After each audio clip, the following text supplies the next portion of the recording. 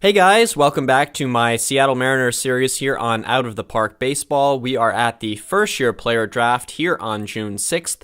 So far, we are 41-17, which puts us in first place in the division. You can see we are 2.5 games up of the Astros. As always, it's going to be us and the Astros fighting it out, it seems. If we take a look at our expected win-loss record, you can see that we should be about 39-19.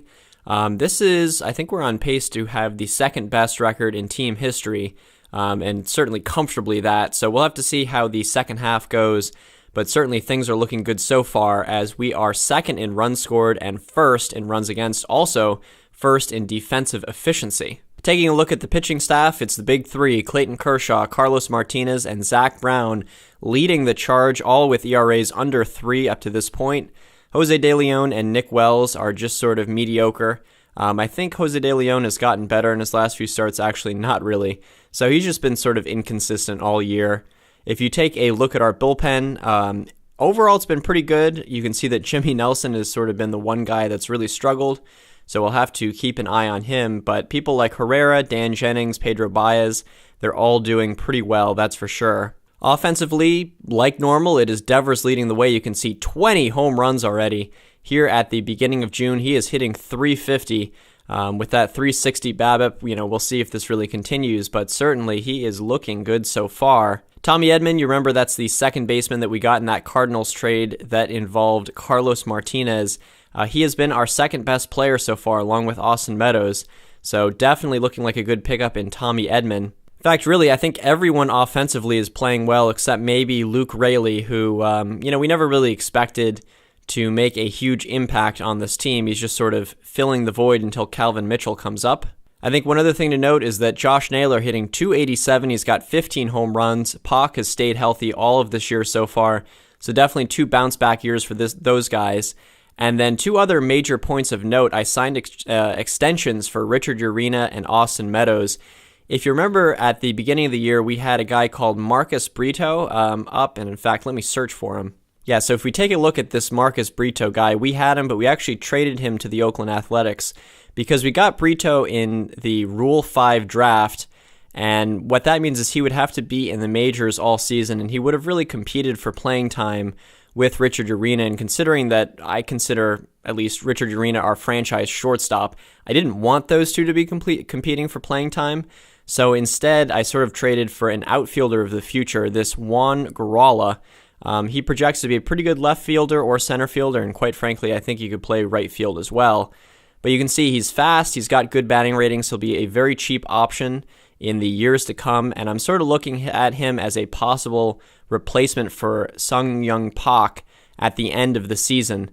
We'll have to see how Pac does the rest of the year and how we want to play it, but he would cost about $24 million, so if we could get that off the books, that would definitely be a plus. So that was my thinking there. But yeah, back to the thing at hand, you can see that Richard Urena, we signed an extension for him. It's going to be a 5-year extension, one of those years a team option, and that's going to take him through his age 30 season, so I think that will be when he is most valuable.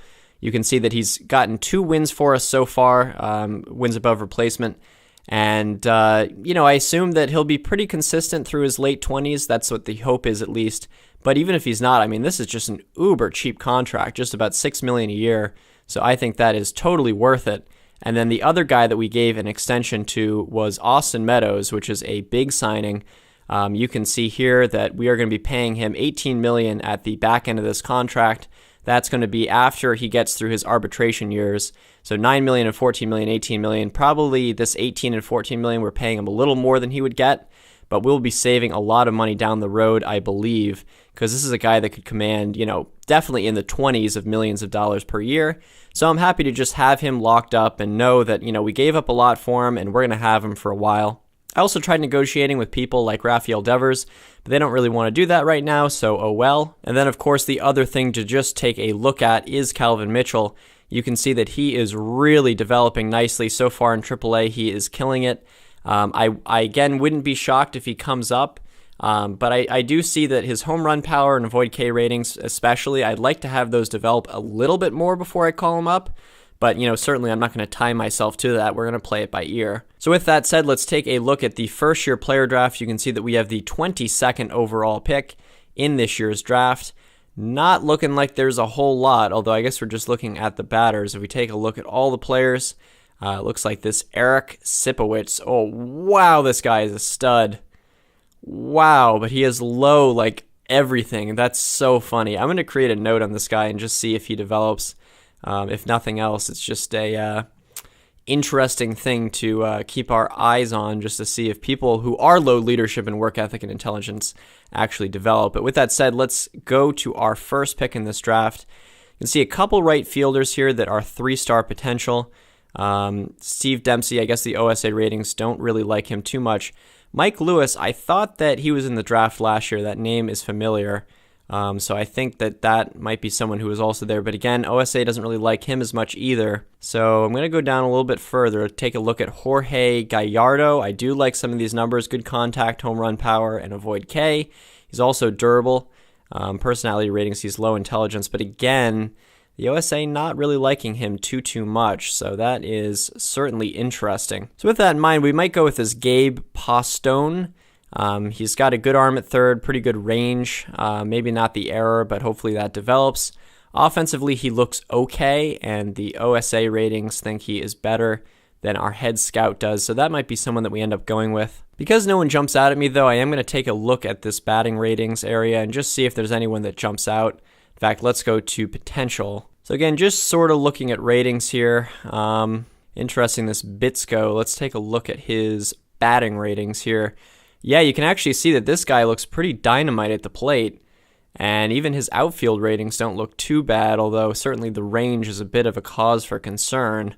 Yeah, it looks like he can only really play left and right field, but I really do like those batting numbers. That is kind of interesting, and in fact, the OSA even likes him more, so I might draft this guy as a hitter. So I do think that other pitcher, dash hitter, is going to fall, so I think I'm going to go with Gabe Postone as our first pick, and we will see how that goes. We will auto-draft in the next pick. Yep, so this Nick Bitsko falls, so I think we're going to take him, we're going to draft him as a hitter and just see how he develops. Boy, this is one of the weakest draft classes I have ever seen. This is just terrible. Might go with this Joe Peterson. Again, there's just a number of ratings that I sort of like. Let's see who our scouting director recommends, though. So he wants us to go with Kevin Granquist, and boy, do I agree. Look at these defensive ratings, and if that bat develops at all, I think he could really be something. So I think that is the right decision. We're going to draft Kevin. In the next round, our scout recommends this Alfredo Ochoa. Again, I can't disagree with him. I like these ratings.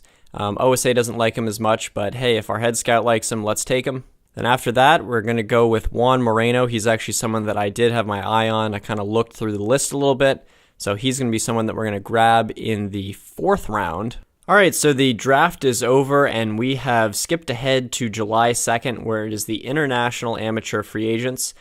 First, let's just give an update for the standings, though. So as you can see, we are 3.5 games ahead of the Astros, still at 55 and 27. If we take a look at some of our team numbers, you can see that we're first in runs scored and tied for first in runs against, first in defensive efficiency. So we're looking pretty good, that is for sure. I'm still a little concerned about the back half of this rotation, especially Jose De Leon. Nick Wells has gotten a little bit better in his last couple starts, but you can see De Leon still with that 5.5 ERA, and just a number of years now his ERA plus has been lower. Now the one consolation is that his BABIP is pretty high, so I do hope that means his ERA will come down. Calvin Mitchell was also called up just a couple days ago in very limited playing time. He's got a home run, hitting .222, but he has certainly been walking a lot. His ratings have sort of been stagnant in AAA, but he's been playing well. So I just wanted to see how he'd do, because our other guy who was in the lineup, I guess I sent him down to AAA, Luke Raley, just was not playing well. I mean, he was just playing terrible. In 44 games, hitting .241, slugging .333, OPS plus of 65. So hopefully that gives you an idea of what the alternative was. But anyway, as we take a look at these international amateurs, just a reminder, last year we paid a lot of money to this Edgardo Donzelli, and unfortunately his ratings have gone down a little bit. He's still a 4-star potential pitcher, and in fact I'll probably promote him to our lowest minor league team so that he can begin his journey to the show. However, this year it looks like there is a 5-star pitching prospect, but again, same sort of issues as last year where, the guy had really high ratings, but, low work ethic or low intelligence or something like that. So, I'm a little bummed out that we can't try to go get him, but, I don't really know that I'd pick Casado over the guy that we drafted last year in Donzelli. So anyway, they just wanted to take a look at that. So the other thing is that we have some expiring contracts. Now, I do really like Rick Griffin's numbers. For the most part, we've avoided major injuries, especially this year. So I do think I'm going to offer him an extension. He will sign a 4-year extension. That is fine with me. So we've got our team trainer, who I think is very good for 4 more years. But in terms of our bench coach and our assistant GM, I'm not really tied to them necessarily, especially Crespo. In fact, I might just take a look at that pool just to see if there is anyone. So yeah, no real bench coaches. So I think for now we'll just sit on Crespo's contract, probably let it expire, and then he'll probably won't want to come back. But anyway, let's just sim ahead to the All-Star break. All right, so welcome back. The All-Star game just took place, and unfortunately, the National League wins. You can see Eloy Jimenez was the MVP for that. He is on pace for 53 home runs. Wow, that's pretty incredible. That name rings a bell. We didn't give this guy to the Cubs, did we? I'm a little worried. I don't think we did. I think there was another Jimenez or something that we just traded. But anyway, that was the All-Star game, and let's take a look at who our All-Stars were. So if we take a look at the All-Star rosters, you can see Zach Brown was an All-Star, Clayton Kershaw was an All-Star, Carlos Martinez also an All-Star, no surprises there. But Dan Jennings, ERA of 1.78 so far, he is also an All-Star. So definitely a lot of guys on defense. Now in terms of offensive guys, we've got Rafael Devers, who is still, he is tearing it up. Almost 30 home runs at the All-Star break, hitting .346. He could really be the MVP. We'll have to see how the rest of the season goes, though. No one else offensively, so we do, I believe, get 5 All-Stars, that means. And also Albert Pujols got his 3,000th hit. All right, so I've simmed ahead a little bit. It is July 18th, as you can see. We are 60-34. That is good enough for 2 games ahead of the Houston Astros in the AL West. So with such a close playoff race, I think it's time to make a move. And the big sore thumb sort of sticking out is Jose De Leon. You can see that he has a 5.58 ERA so far this season. And if you look at his past seasons, he's never really been dominant. So this is someone that I would definitely look to move. So with that in mind, the deal that I have over here with the Oakland Athletics is for AJ Puk. Now, Puk is someone who's not really a superstar, but certainly someone who I would value. He's got 2 years of Major League service time so far. I believe that might hit 3 years by the end of the season. I'm not quite sure. But anyway, he is durable. His stamina is definitely a bit of an issue, but he's been a starter the last 2 years, and he's been okay. Certainly not spectacular, but definitely better than what we get from Jose De Leon, and he's cheap. And so if you take a look at his ratings and everything, I feel like that's someone that we could, sort of bank on being a decent man in the starting rotation for kind of cheap.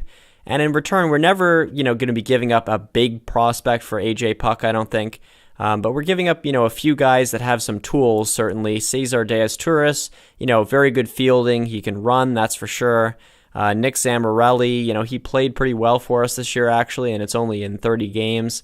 But, he's just not in the starting lineup. He's in AAA. I don't really know why we'd want to keep him. Miguel Diaz, he's in AAA. We actually claimed him off of waivers. He's a fly ball pitcher. De Leon is in this deal. And then the other guy who, maybe could really be something is Miguel Amaya. If you remember Amaya, we got him in that Chicago Cubs trade for Robinson Cano, actually. He's got decent defensive ratings. Offensively, he'll definitely help from the catching position, and he's durable. So, we're certainly giving up something, but I feel like we need at least another solid arm out in the rotation, and I feel like AJ Puk is that. So I think this is a deal that we are going to do. So unfortunately, it seems that our manager does not want to have Puk in the rotation. He wants to have him out of the bullpen. So that is very annoying because, I'm not really having any control over my team. And obviously, our manager has done pretty well. but that's starting to get pretty frustrating, I have to say. All right, so we have hit the trading deadline. Really no new updates except that we are 66-44, which puts us a half a game ahead of Houston. If we take a look at our overall sort of numbers here, we're second in runs scored and second in runs against. So I think we're potentially falling a little bit from where we were. You can see our Pythagorean record, though, is 68-39, so we're actually underperforming slightly. I'm definitely frustrated that we have not pulled away from the Houston Astros. I do think that we have the talent to sort of make a push, but, who really knows, I guess. We'll have to see how the rest of the season plays out. But just to give you a little bit of an update, Rafael Devers is killing it. Urena is doing really well. Guerrero's doing a lot better. I think a lot of people in this batting order are really having a lot of success. Even Calvin Mitchell has really started his career off right, that is for sure. But that's going to do it for this episode. As always, thanks for watching. I do have one announcement, which is that in the future I'm going to be doing 2 episodes every week, Monday and Thursday, instead of the normal 3 episodes every week, just so that I have more time to think about the game and I just have less free time than I did before. And then one other game-related announcement was Austin Meadows got a concussion, so he's out. It's just for 1 week, though, so hopefully he'll be back and ready soon. But anyway, if we are in the hunt for a playoff race, I will think about doing a September episode. But until next time, which will be Monday, goodbye.